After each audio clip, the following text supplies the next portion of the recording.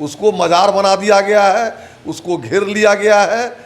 हम सभी जानते हैं कि भारत का राष्ट्रीय प्रतीक भी सम्राट अशोक के अशोक स्तंभ पर है। बड़ा ही दुखद है कि बिहार में उस शिलालेख, जिस शिलालेख पर 2300 वर्ष पहले लिखा गया कि जम्मू द्वीप यानी भारतवासी लोग सब मिलजुल के रहें, उसको मजार बना देना एक बहुत बड़ा षड्यंत्र है। मैं बिहार सरकार से मांग करता हूं और माननीय जो सम्राट अशोक के मानने वाले लोग हैं, हम लोग हैं, बिहार सरकार तुरंत एक्शन ले, नहीं तो भारतीय जनता पार्टी सड़क से संसद तक इसके लिए आंदोलन करेगी। सब कहाँ पहुँचा है, कहाँ द्वंद्व में है, आगे क्या होगा, तो ललन बाबू के बात पर जो चलेगा, ललन बाबू नेता नहीं है, वो पॉलिटिकल मैनेजर हैं, जनाधार विहीन लोग हैं। नमस्कार, आप न्यूज़ फाउंडेशन देख रहे हैं, मैं हूं आपके साथ वंदना। हमारे साथ बात करने के लिए हैं बीजेपी के फायर ब्रांड नेता हरिभूषण ठाकुर बचौल।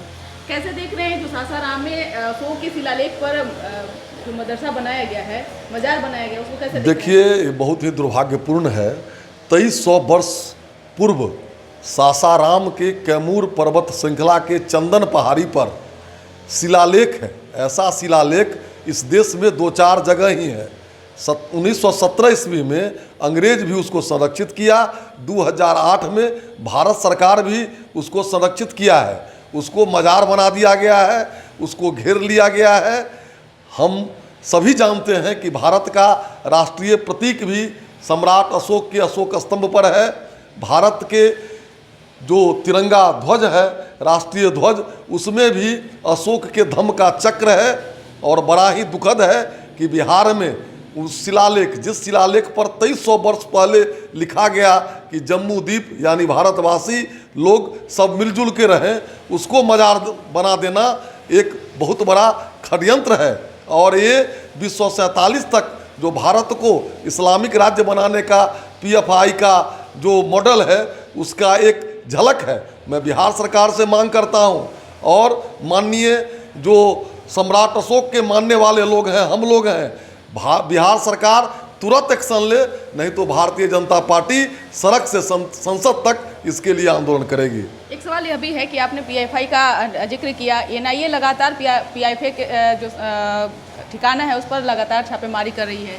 क्या लगता है कि बिहार में भी PFI का बोलबाला? निश्चित रूप से इस देश और दुनिया में इस्लामिक साम्राज्य का बोलबाला बढ़ रहा है। और PFI, आपने देखा होगा कि भारत के यशस्वी प्रधानमंत्री जब पटना आने वाले थे 12 तारीख को, उससे पहले फुलवारी शरीफ में जो छापा पड़ा तो PFI का मॉडल पकड़ाया, जो चाहता है कि 1947 तक भारत को इस्लामिक राष्ट्र बनावे। उधर दूसरी ओर हम लोग चाहते हैं कि 1947 तक भारत विश्व गुरु बने। यह द्वंद्व है, लेकिन आप जानते हैं कि तुष्टीकरण नीति के तहत चलने वाली बिहार में सरकार है, ये कार्रवाई नहीं करेगी। लेकिन हम लोग जन जागरूकता के तहत इनके जो समीकरणवादी और तुष्टीकरण सरकार है उसका पर्दाफाश करेंगे। लेकिन आपने विश्व गुरु बनाने का जो सपना 2047 तक देखा है, लेकिन बिहार में संविधान बचाओ या जो है मार्च निकाला गया है जदयू के द्वारा। अच्छा, सड़क पर हैं तो पहले हिसाब देना। माननीय अमित शाह जी जो उनसे पूछा कि 135 करोड़ रुपया हम लोगों ने दिया, उसका वो क्या क्या किए। माननीय नीतीश जी 17 वर्षों से बिहार के मुख्यमंत्री हैं। अब बिहार बचाओ और संविधान बचाओ उनको याद आ रहा है। जब वो गए थे दिल्ली तो सोनिया मैडम उनको साथ साथ एक फोटो भी नहीं खिंचा पाए। तो वो अब नीतीश जी की कहानी बिहार में खत्म है। वो एक ऐसे जनाधार विहीन नेता के पीछे है जो लीडर विदाउट फॉलोअर है। लेकिन तो समस्तीपुर में तो एक बैनर में साफ तौर से दर्शाया गया है कि नीतीश कुमार जो हैं और ललन सिंह को, कृष्ण और अर्जुन को लेकर, और ललन बाबू 5-6 गो MLC को भी ज्वाइन कराए थे। उनका क्या हाल है? 5 गो LJP से सांसद को भी तोड़ लिए थे। और वो बेचारा सब कहाँ पहुँचा है, कहाँ द्वंद्व में है, आगे क्या होगा।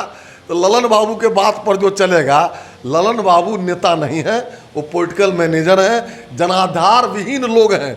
उनको लीडर विदाउट फॉलोअर कहने में कोई आपत्ति नहीं है। एक सवाल यह भी है कि तेजस्वी यादव और आज सुबह सुबह ही बीजेपी पर हमला बोलते कहा कि 0 पर आउट कर देंगे लोकसभा चुनाव में। अच्छा, आउट कर देंगे? अभी तो उनको बिहार में 0 है, अभी तो एक भी सीट नहीं है। और 24 में कहाँ रहेंगे?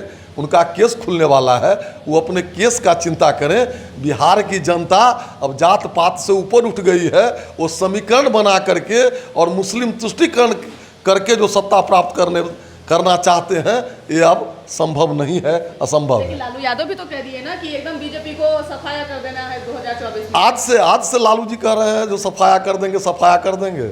आप देखिए उनका पिछले कई वर्षों का रिकॉर्ड, सब बार कहते हैं सफाया कर देंगे, सफाया कर देंगे।